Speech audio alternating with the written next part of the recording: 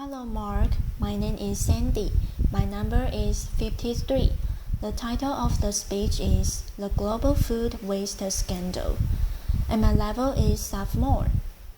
The name of the speaker is Tristram, Stuart, and the name of the speech is The Global Food Waste Scandal. The job of uncovering the global food waste scandal started for me when I was 15 years old. I bought some pigs. I was living in Sussex, and I started to feed them in the most traditional and environmentally friendly way. I went to my school kitchen and I said, "Give me the scraps that my school friends have turned their noses up at." I went to the local baker. I took their stale bread. I went to the local greengrocer, and I went to a farmer who was throwing away potatoes because they were the wrong shape or size for supermarkets. This was great. My pigs turned that food waste into delicious pork. I sold the pork to my school friends' parents, and I made a good pocket money addition to my teenage allowance. But I noticed that most of the food that I was giving my pigs was in fact fit for human consumption, and that I was only scratching the surface in that right way up the food supply chain in supermarkets, greengrocers, bakers, in our homes, in factories and farms. We were hemorrhaging out food. Supermarkets don't even want to talk to me about how much food they were wasting, and I'd been run the back. I'd seen bins full of food being locked and then trucked off to landfill sites, and I thought surely there is something more sensible to do with food than waste it. One morning when I was feeding my pigs, I noticed a particular tasty looking sun-dried tomato loaf that used to crop up from time to time. I grabbed hold of it, sat down, and ate my breakfast with my pigs after. That was the first act of what I later learned to call freeganism, really an exhibition of the injustice of food waste and the provision of the solution to food waste, which is simply to sit down and eat food rather than throwing it away. That became, as it were, a way of confronting large business in the business of wasting food, and exposing, most importantly, to the public that when we are talking about food being thrown away, we're not talking about rotten stuff. We're not talking about stuff that's beyond the pale. We're talking about good, fresh food that is being wasted on a colossal scale. Eventually, I set about writing my book, really to demonstrate the extent of this problem on a global scale. What this shows is a nation-by-nation breakdown of the likely level of food waste in each country in the world. Unfortunately, empirical data, good hard stats don't exist, and therefore, to prove my point, I first of all had to find supply of every single country, and I compared it to what was actually likely to be being consumed in each country. That's based on diet intake surveys. It's based on levels of obesity. It's based on a range of factors that gives you an approximate guess as to how much food is actually going into people's mouths. That black line in the middle of that table is the likely level of consumption with an allowance for certain levels of inevitable waste. There will always be waste. I'm not that unrealistic that I think we can live in a waste-free world, but that black line shows what the food supply should be in a country if they allow for a good, stable, secure, nutritional diet for every person in that country, and dot above that line, and you will quickly notice that includes most countries in the world, represents unnecessary surplus and is likely to reflect levels of waste in each country.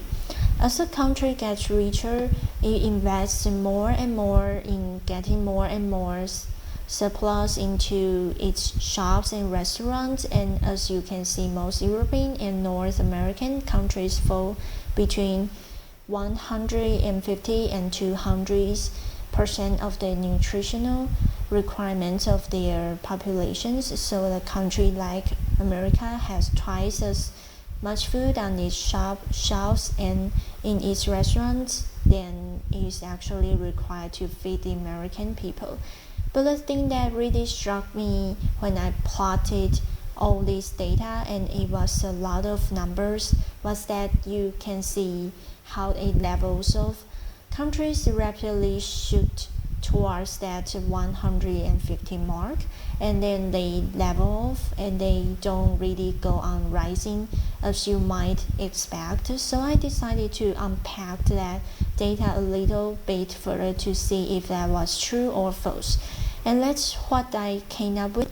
If you include not just the food that ends up in shops and restaurants, but also the food that people feed to livestock, the mice, the soy, the wheat that humans could eat but choose to fatten livestock instead to produce increasing amounts of meat and dairy product, what you find is that most rich countries have between 3 and 4 times the amount of food that their population needs to feed itself. A country like America has 4 times the amount of food that it needs.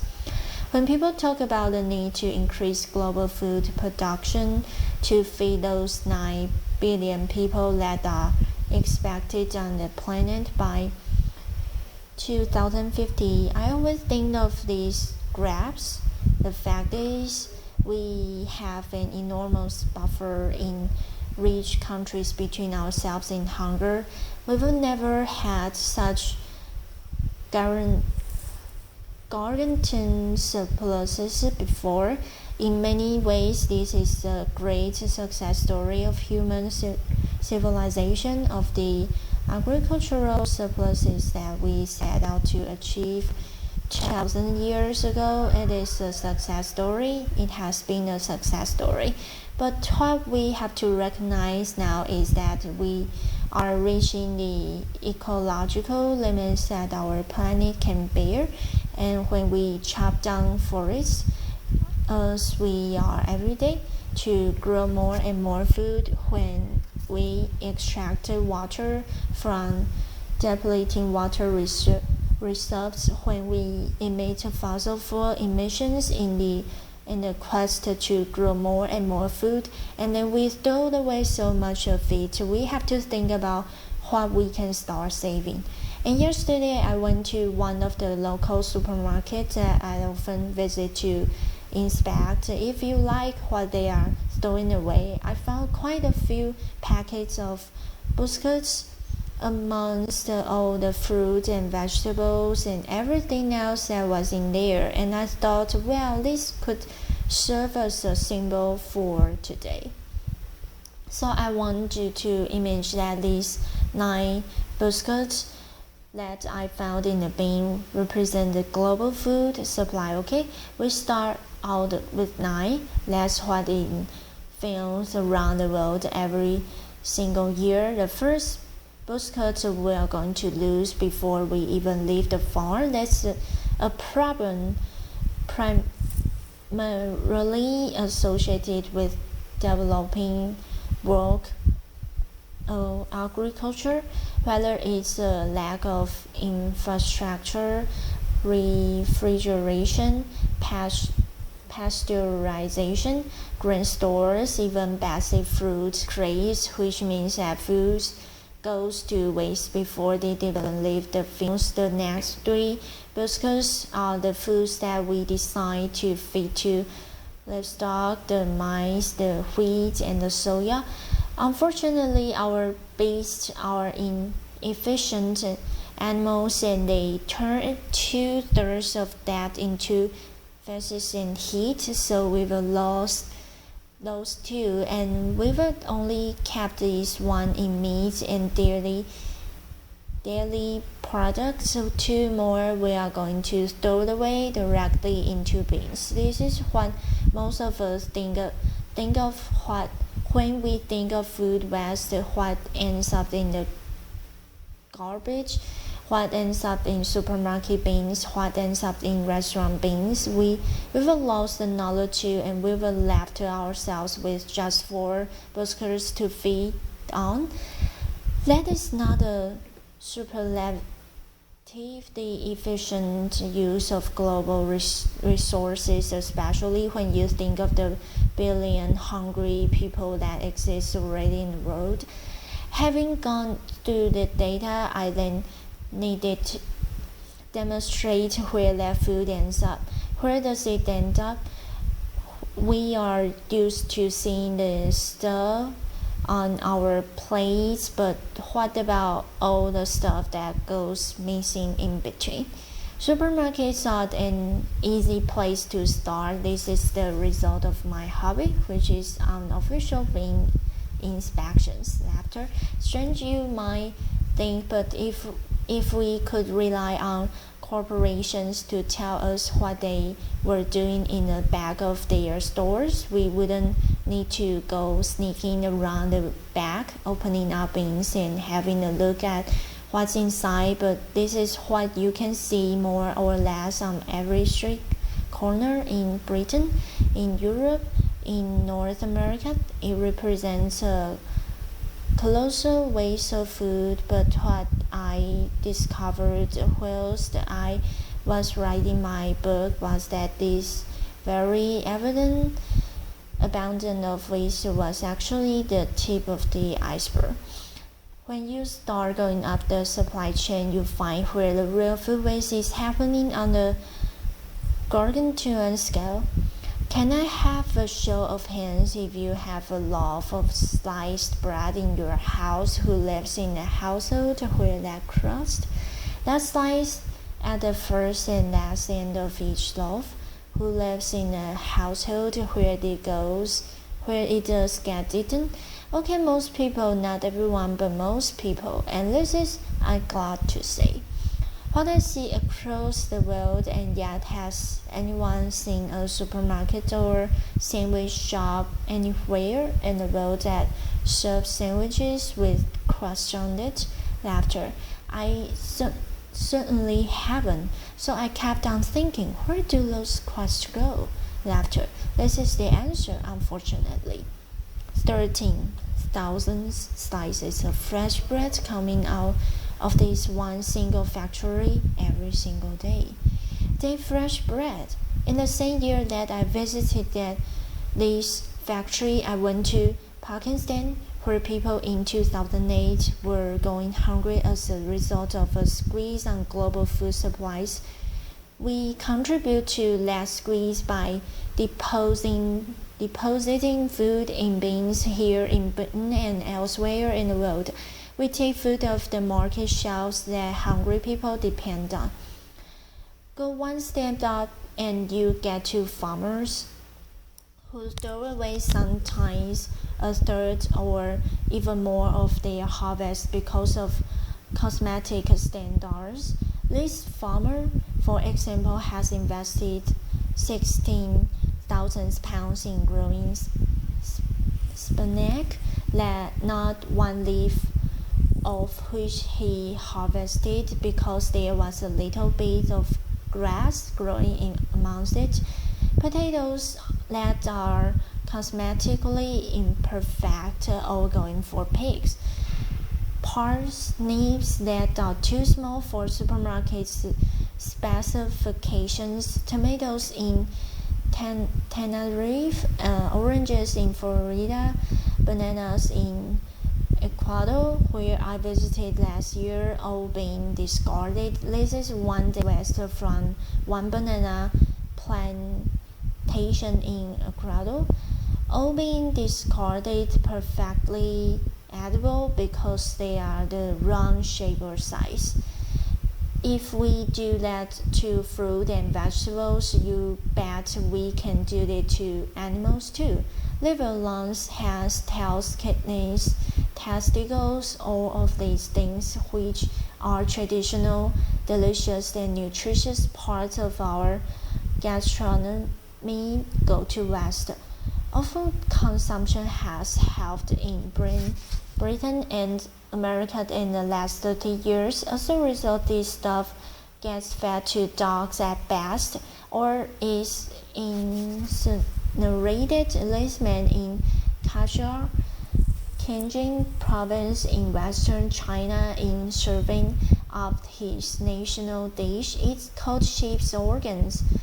It's delicious, it's nutritious, and as I learned when I went to Kashgar, it symbolized their taboo against food waste. I was sitting in a roadside cafe and a chef came to talk to me. I finished my bowl and halfway through the conversation he stopped talking and he started frowning into my bowl. I thought, my goodness, what taboo have I broken? How have I insulted my host? He pointed at 3 grains of rice at the bottom of my bowl and he said, clean. Laughter. I thought, my God, I go around the road telling people to stop wasting food. This guy has thrashed me at my own game. Laughter. But it gave me faith. It gave me faith that we, the people, do have the power to stop these tragic waste of resources if we regard it as socially unacceptable to waste food on a colossal scale. If we make noise about it, to tell corporations about it, to tell governments we want to see an end to food waste, we do have the power to bring about that change. Fish. 40 to 60% of European fish are discarded at sea. They don't even get then landed in our homes. We've lost touch with food. This is an experiment I did on 3 lettuces. Who keeps lettuces in their fridge? Most people. The one on the left was kept in a fridge for 10 days. The one in the middle on my kitchen table, not much difference. The one on the right I treated like cut flowers. It's a living organism. Cut the slice off, stuck it in a vase of water. It was alright for another 2 weeks after this. Some food waste, as I said at the beginning, will inevitably arise. So the question is, what is the best thing to do with it? I answered that question when I was 15. In fact, humans answered that question 6,000 years ago. We domesticated pigs to turn food waste back into food, and yet in Europe the practice has become illegal since 2001 as a result of the food and mouth outbreak.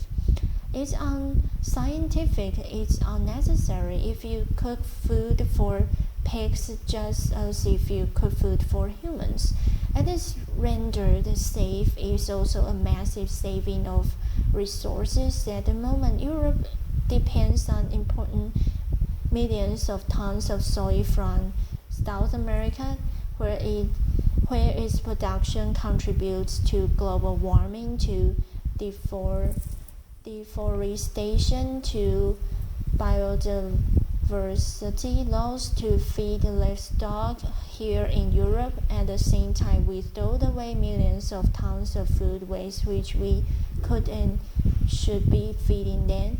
If we did that and fed it to pigs, we would save that amount of carbon. If we feed our food waste, which is the current government very way of getting rid of food waste, to anaerobic digestion, which turns food waste into gas to produce electricity, you save a paltry 448 kilograms of carbon dioxide dioxide per ton of food waste, it's much better to feed it to pigs. We knew that during the war. Laughter. A silver lining, it has kicked off globally the quest to tackle food waste. Feeding the 5,000 is an event I first organized in 2009. We fed 5,000 people all on food that otherwise would have been wasted. Since then, it's happened again in London. It's happening internationally and across the country. It's a way of organizations coming together to separate food.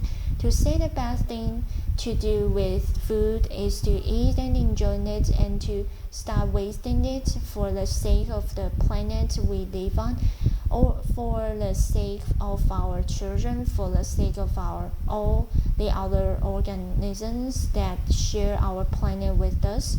Whether a terrestrial animal, and we depend on our land for food at the moment, we are trashing our land to grow food that no one eats. Stop wasting food. Thank you very much. Applause.